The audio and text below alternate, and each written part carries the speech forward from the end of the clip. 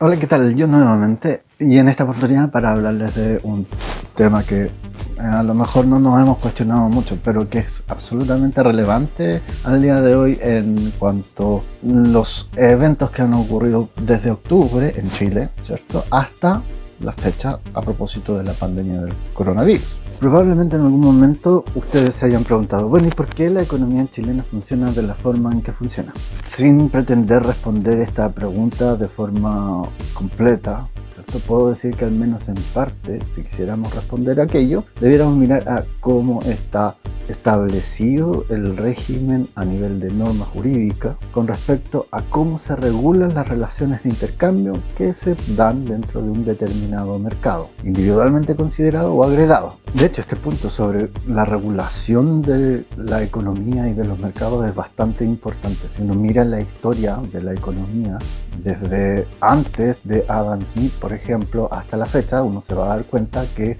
en no menor medida se trata de ¿qué tanto Estado queremos en economía? De hecho, ese punto es bastante importante.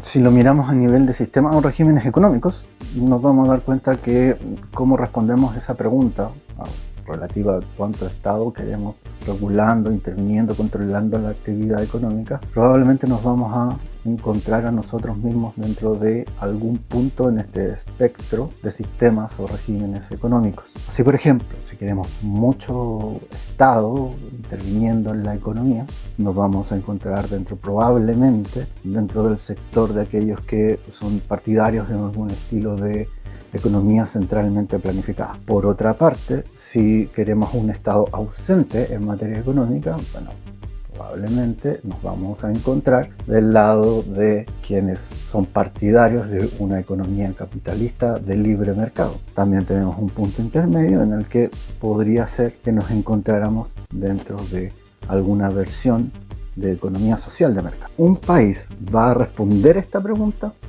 a través de las técnicas propias de lo que denominamos orden público económico. Por supuesto, este video se va a tratar fundamentalmente de responder la pregunta ¿qué es el orden público económico? Pero antes de empezar con eso me gustaría recordarles que dejen un me gusta en la parte de abajo o bien suscríbanse o si quieren dejar algún comentario también es posible. Bueno, entonces, antes de empezar a responder la pregunta ¿qué es orden público económico? Bueno, partamos respondiendo otra pregunta. ¿Qué es orden público?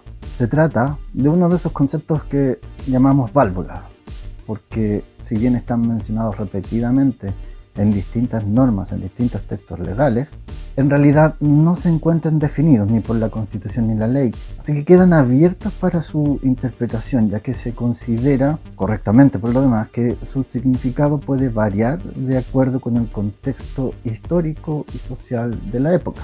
Es usual entenderlo como una especie de orden interno en que las instituciones funcionan y la sociedad se organiza conforme a un set de valores y principios que permiten la vida en comunidad. La doctrina, esto es, la opinión de los estudiosos del derecho, ofrece distintos conceptos de lo que podríamos entender por orden público. Y solo por escoger uno a modo de ejemplo, lo que no refleja en ningún caso una valoración propia de este concepto, Luis Claro Solar lo entiende como el arreglo de las instituciones indispensables a la existencia y funcionamiento del Estado y que miran a la constitución y a la organización y al movimiento del cuerpo social, así como las que reglan el Estado y la capacidad de las personas. Habiendo revisado entonces el concepto de orden público sin apellido, pongámosle un apellido y vayamos por el concepto de orden público económico. Lo primero es recordar que como el orden público es un concepto que no goza de una definición legal o constitucional propiamente tal, el concepto de orden público económico más o menos sigue la misma suerte. Forma parte fundamental de lo que entendemos por derecho económico porque es lo que determina su contenido, pero nuevamente no contamos con una definición de texto de qué es lo que vamos a entender por tal. El contenido y este concepto en general comienza a discutirse por ahí por mediados del siglo XX. Se puede destacar a propósito de él que sus versiones se identifican fundamentalmente con la visión económica que impera en ese momento específico. Así, por ejemplo, la versión de los años 50 de lo que se podría entender por orden público económico se suponía detrás de la idea de un Estado interventor y planificador de la economía nacional, puesto que en ese momento regía una visión económica basada en los supuestos keynesianos y nos aproximábamos a la idea de economía social de mercado. En ese momento, la Corte Suprema chilena llegó a definir este concepto como el conjunto de medidas y reglas legales que dirigen la economía, organizando la producción y distribución de las riquezas en armonía con los intereses de la sociedad. No es raro entonces que desde la Constitución de 1980 en adelante este concepto haya sido modificado sustancialmente y ahora se adapte a los parámetros de lo que se conoce generalmente como una economía neoliberal. Bueno, antes de generar un debate innecesario al respecto, aclarar que comprendo perfectamente bien que la idea de neoliberalismo hoy en día está un tanto caricaturizada y desprovista de su significado original. Así que cuando digo neoliberalismo, lo hago con plena conciencia de que no es un concepto propio de la disciplina económica, sino que de otras ciencias sociales y de las humanidades, y que ellos, al acuñar este término, se referían a una fase dentro de la historia del capitalismo.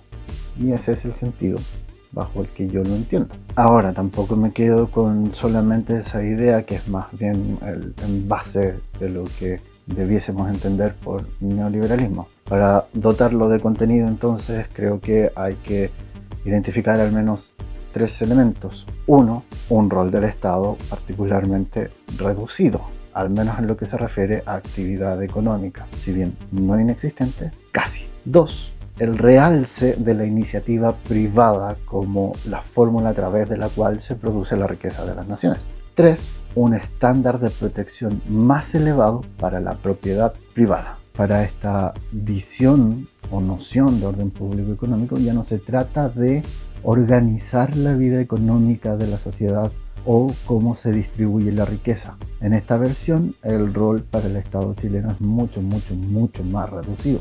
En su lugar, hay un mayor refuerzo de las ideas de iniciativa privada, de propiedad privada, como elementos integrantes del concepto de orden público económico actual. Una característica fundamental de esta etapa es que esta noción tiene una consagración constitucional. De hecho, se encuentran registros tempranos en que la denominada Comisión de Estudios para la Nueva Constitución se encargó de dejar en claro acerca de la necesidad de que el nuevo orden económico encontrara sus bases consagradas en el texto constitucional. Así, esta comisión de estudios entendió el orden público económico como normas fundamentales destinadas a regular la acción del Estado en la economía y a preservar la iniciativa creadora del hombre para el desarrollo del país, de modo que ella conduzca al bien común. Es uno de los motivos por los cuales se dice que en la Constitución de 1980 se encontraría una constitución económica. Entendiendo este concepto como lo hace el profesor José Luis Sea, como un conjunto de principios y valores que organizan la vida económica del país en armonía con la Constitución, hay que ver de qué forma entonces puede armonizar dicha organización con los principios económicos consagrados en la Constitución. En este punto hay que hacer esta aclaración. Los textos como la Constitución, claro, se parecen expresar como si fuesen normas jurídicas, pero muchas veces lo que hace el texto de estas normas jurídicas es establecer o consagrar un principio determinado. Y en materia de lo que denominamos la Constitución económica y puntualmente el orden público económico, es lo que hace la Constitución del 80, al consagrar una serie de principios que están vinculados a una visión económica determinada. Entonces, existirían principios consagrados mediante normas constitucionales en el texto de 1980, cuyo contenido económico se encuentra adosado a una economía de mercado neoliberal que buscaría restringir la influencia del Estado en economía, realzar el rol de la iniciativa privada y reforzar la protección a la propiedad. Vamos por partes entonces. Primero, acerca de restringir la influencia del Estado. Tenemos que partir por el que denominamos principio de subsidiariedad del Estado. Supone, como su nombre lo indica, que el Estado actúa en subsidio de los particulares, cuando estos no quieren, cuando estos no pueden, o bien cuando en realidad le corresponde hacerlo al Estado. De esta forma se le asegura a los particulares su autonomía y el Estado podría desarrollar actividades económicas solamente cuando sea autorizado por ley de quórum calificado. Contrasta perfectamente con el actuar interventor que se consagraba en el modelo de orden público económico anterior. Otros principios destinados a restringir la influencia del Estado en la actividad económica son los de legalidad tributaria y de equidad tributaria. Mediante el control de la capacidad del Estado para crear tributos, se evita que éste influya en demasía en las decisiones económicas de los particulares. Además, en cuanto a estos principios enfocan, por ejemplo, la progresividad de los tributos en las rentas, se disminuye la capacidad redistributiva, lo que también es coherente con esta visión económica que estima que conceptos como desigualdad no son en realidad un problema, puesto que el real problema es el crecimiento económico. Segundo, realzar el rol de la iniciativa privada en economía. Así tenemos principios como la libertad de trabajo, que reemplaza en nuestro ordenamiento a un ausente derecho al trabajo, pues está más vinculado con la libertad económica o la libertad de contratación que con este. Además, complementando esto, tenemos un cuadro de derechos relacionados con la libertad sindical disminuidos y especialmente restringidos. Esto claramente obedece a una visión liberal económica del rol del trabajo y su concepto, también reduciendo la capacidad redistributiva del lugar de trabajo. Otro principio dentro de esta misma vertiente es la libertad económica propiamente tal,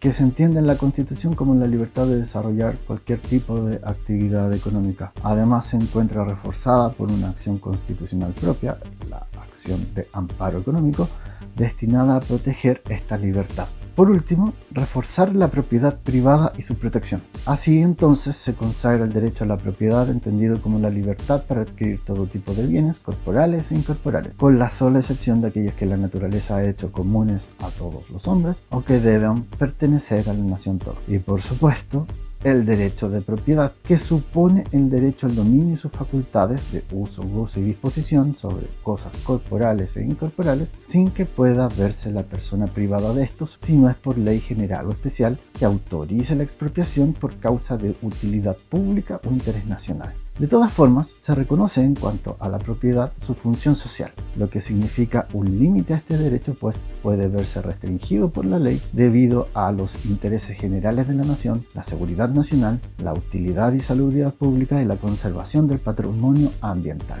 Por supuesto, además de la Constitución, juegan un papel dentro de la construcción del orden público económico nacional otro tipo de normas de rango infraconstitucional, pero por aplicación del principio de supremacía de la Constitución, por estas normas infraconstitucionales deben ajustarse en forma y fondo a lo que señala la Constitución Política de la República. Bueno, entonces eso es lo que puedo colaborar con ustedes por este momento, por cierto, a propósito de dilucidar qué es el orden público económico, por qué lo tenemos consagrado en la Constitución y cuáles son sus principales características. Desde ya los vuelvo a reiterar, ¿cierto?, que pueden dejar su me gusta o suscribirse o dejar algún comentario si lo estiman pertinente. Yo me despido hasta una próxima oportunidad. Muchas gracias.